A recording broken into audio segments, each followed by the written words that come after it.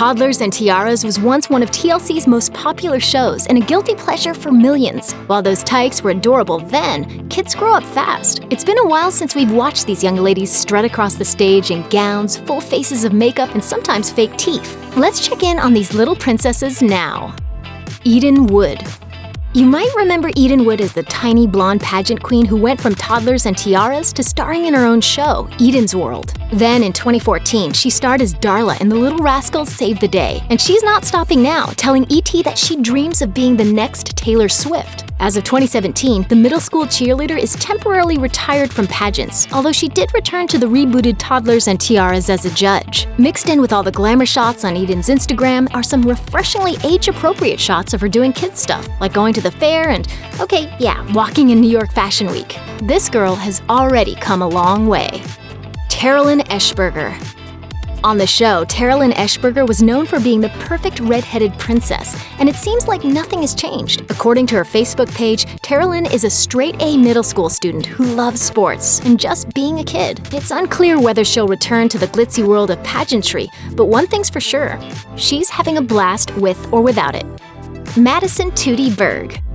Madison Tootie Berg was older than a lot of the kids on the show and got a bad rap for being a diva. But it seems like she may have outgrown her toot. By 2017, she was enrolled at Belhaven University in South Carolina. She's strutting her stuff as a cheerleader and still crushing it in the pageant circuit, having won the Miss Mississippi Teen United States 2017 crown. If she's got her eyes on Miss USA, we're rooting for you, Tootie.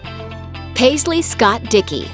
You might remember her as Peppermint Paisley, whose mom caught a lot of heat after dressing her daughter in a homemade Pretty Woman-inspired costume.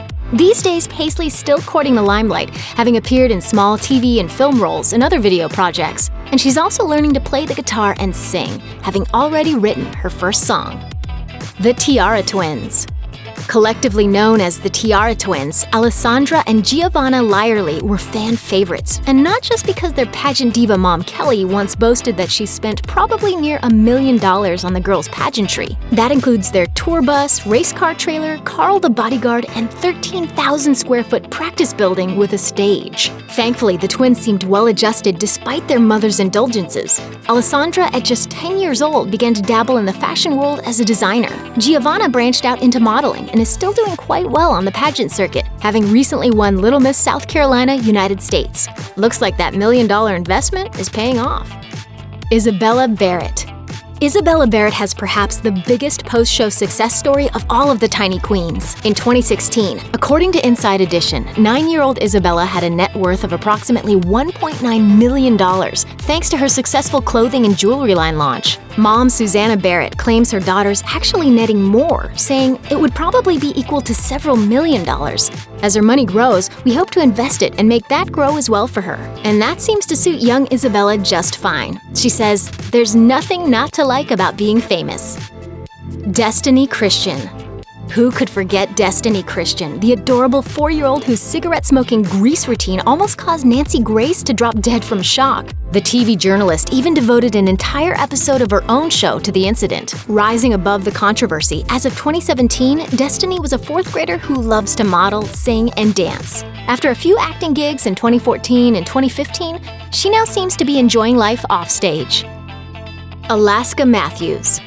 Another pint-sized pageant star, Alaska Mathews made headlines when her mom Lori was shown bleaching a then 8-year-old Alaska's teeth, as well as performing a home-applied eyelash dye job that went terribly wrong. Lori even found herself on Dr. Phil, trying to explain why she went to such extremes in the name of child pageantry.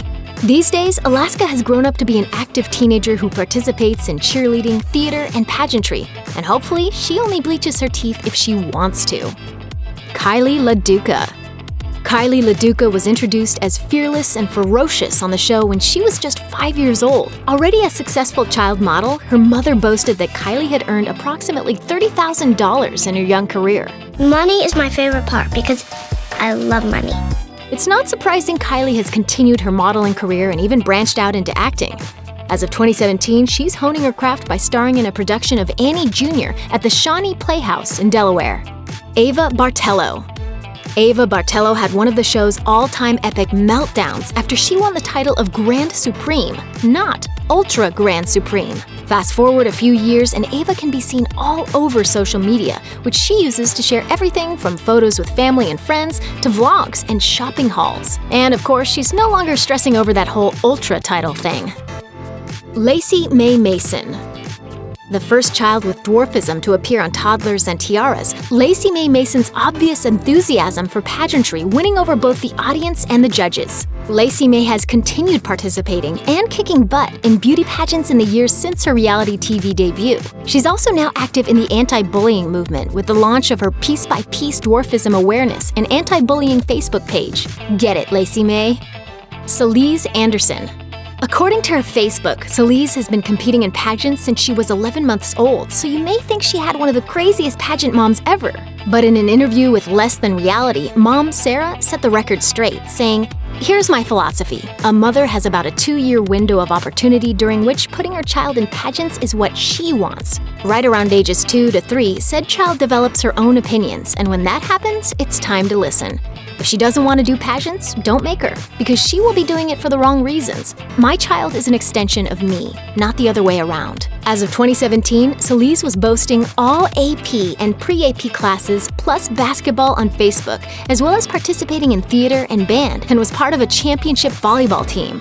So take that, critics of child pageants. These young ladies are thriving. Thanks for watching. Click the Nicki Swift icon to subscribe to our YouTube channel. Plus, check out all this cool stuff we know you'll love too.